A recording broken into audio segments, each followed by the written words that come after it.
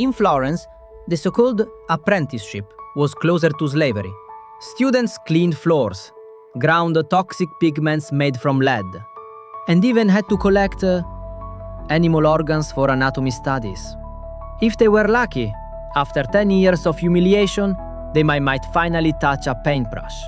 And yes, historians say Leonardo himself may have started by painting chicken legs and dead frogs, day after day, until he proved he was worthy. These workshops were secret laboratories. Recipes for colors were guarded like mafia codes. If an apprentice stole a pigment formula and got caught, they could be beaten, exiled, even mutilated. Forget art school critiques. In the Renaissance, failure could cost you your hands. So, how did these beaten-down apprentices transform into the masters who gave us the Mona Lisa, the Sistine Chapel, and the birth of Venus?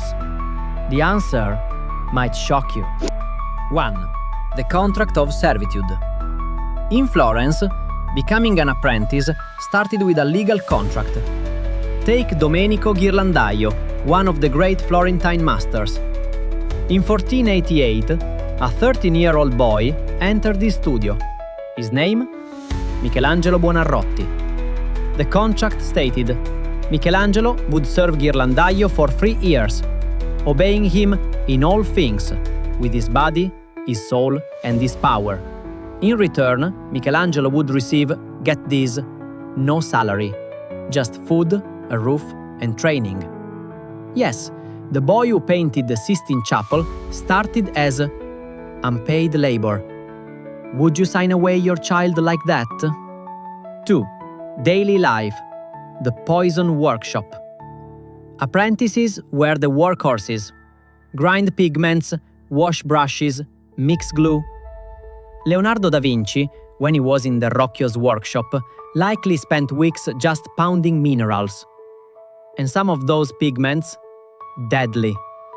Lead white, mercury sulfide for cinnabar red, arsenic compounds for green. In fact, documents from the time mention apprentices suffering headaches, losing teeth, even going blind. This wasn't just boring, it was toxic. Would you risk your life just to learn to paint?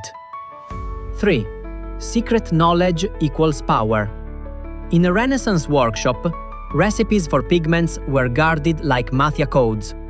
The ultramarine blue, made from lapis lazuli, more expensive than gold, was locked in chests. Apprentices could grind it, but only the master controlled how it was used. One Venetian contract even warned apprentices never to reveal the formula for varnish, under penalty of punishment. Knowledge was currency, and revealing it could get you exiled, or worse. 4. The first brushstroke. After years of drudgery, apprentices were finally allowed to draw, but not freely.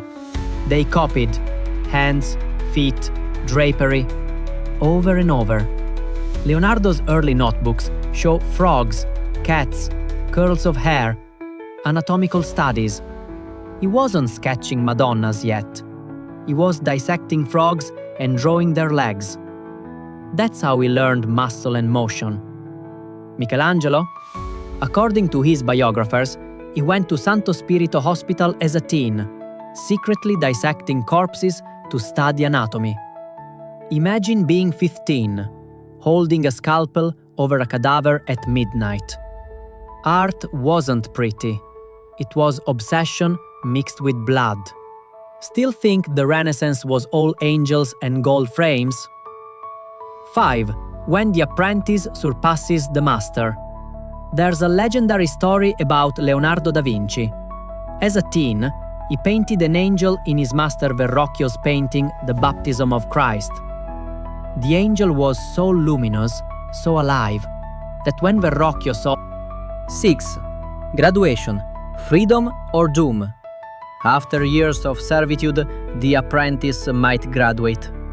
A journeyman at last, but freedom wasn't guaranteed success. Most wandered from city to city, begging for work. Only a few, Raphael, Titian, Leonardo, turn their suffering into glory. And yet, behind every canvas in today's museums lies a hidden army of nameless apprentices. Boys who mixed the colors, primed the panels, painted the backgrounds, and disappeared into history. So the next time you stand before the Mona Lisa or the Sistine Chapel, remember, these weren't just born from genius. They were forged in poison, contracts, and blood. The Renaissance gave us beauty, but it devoured its children. Now, I have one question for you. If you were 12 years old, would you survive a Renaissance apprenticeship? Don't forget to subscribe, because next time we uncover an even darker secret: how the Mona Lisa was nearly destroyed twice.